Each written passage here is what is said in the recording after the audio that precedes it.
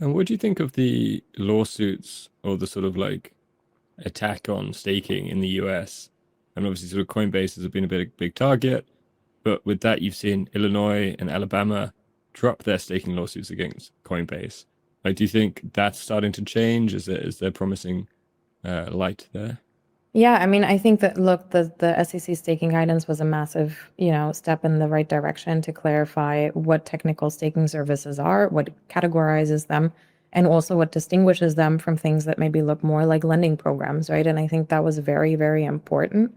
It feels like we're in a very different universe now than where we were maybe even a couple of months ago.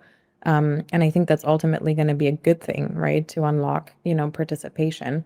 If you think about it in some ways, market participants that are unable to offer staking inside of their products are not going to be rendered competitive in the global sort of landscape of things, particularly if you think about them already offering services like holding their crypto, using their crypto to support network security, and then also being able to earn rewards on it kind of starts feeling like table stakes in terms of the services that I think we'll start seeing a lot of these market players offer.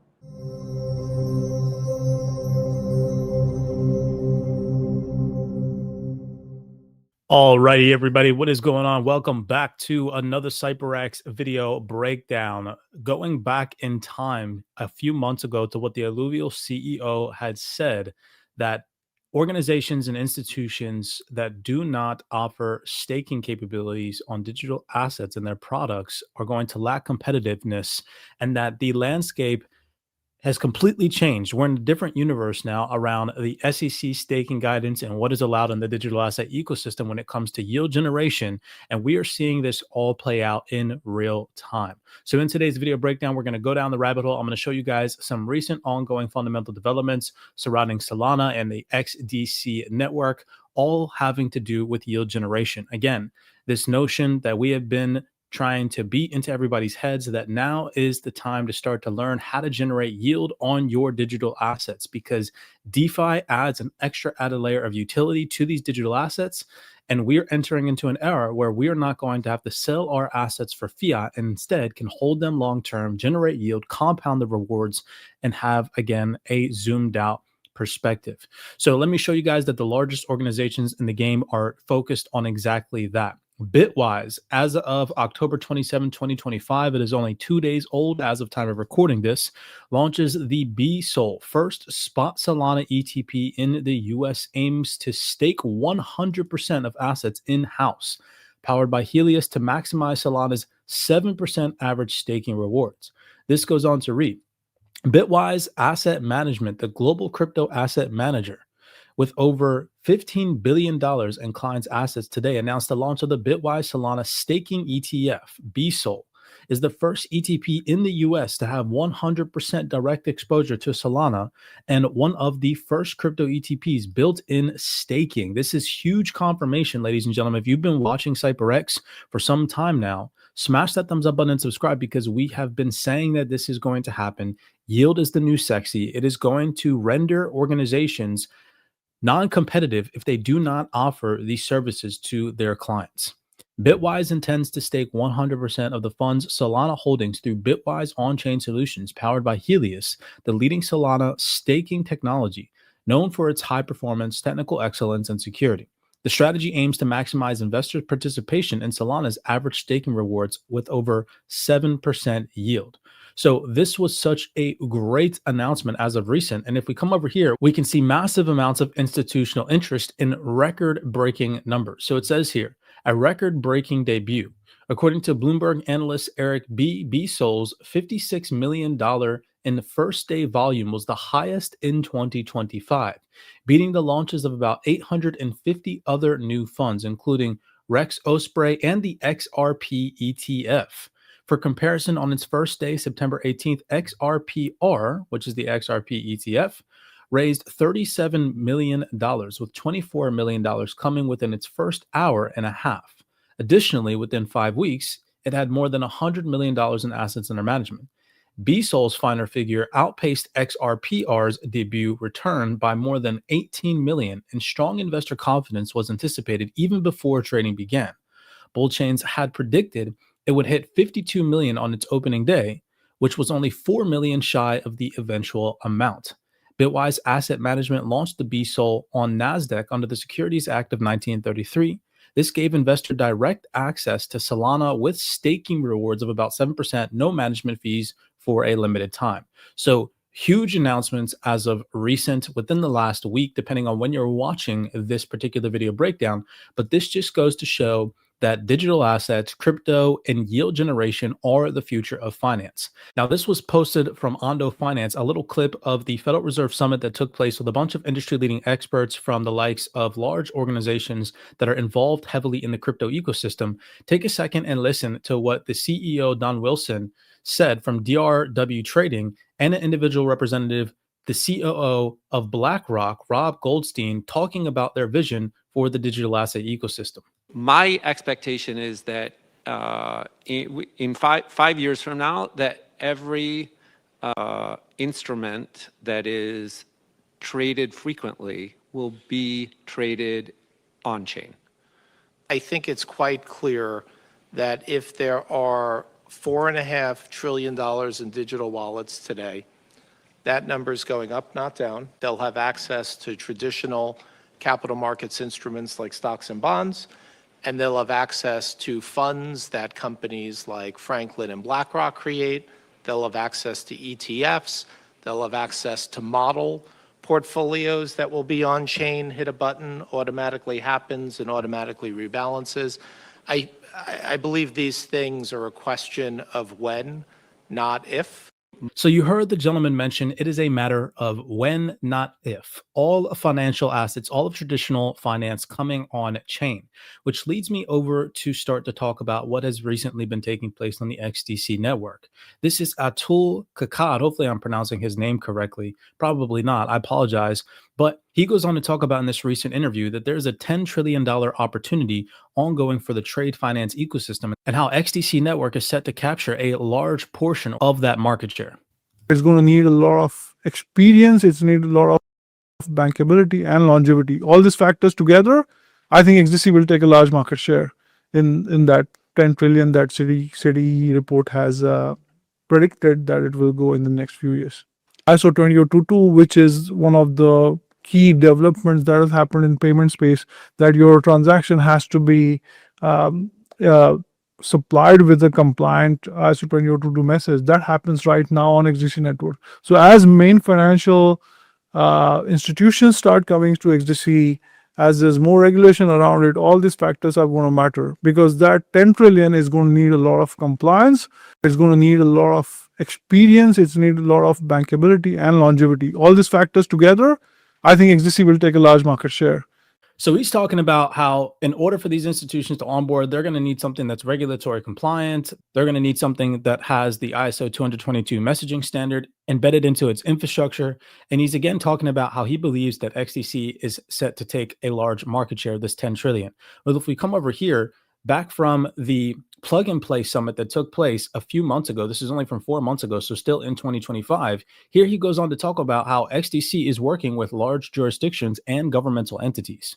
Find the best applications to get the best funds, to get family offices, venture capital, all on the network, all as a part of the chain economy or the settlement layer economy that we are building. Plus, we have our own proprietary fund that invests in companies. So we have already written around 40 to 50 checks for companies who are building various use cases and applications on the XDC network, the settlement layer. We continue to work with governments, several governments in Africa, Australia, Japan. XDC is actually one of the approved payment methods.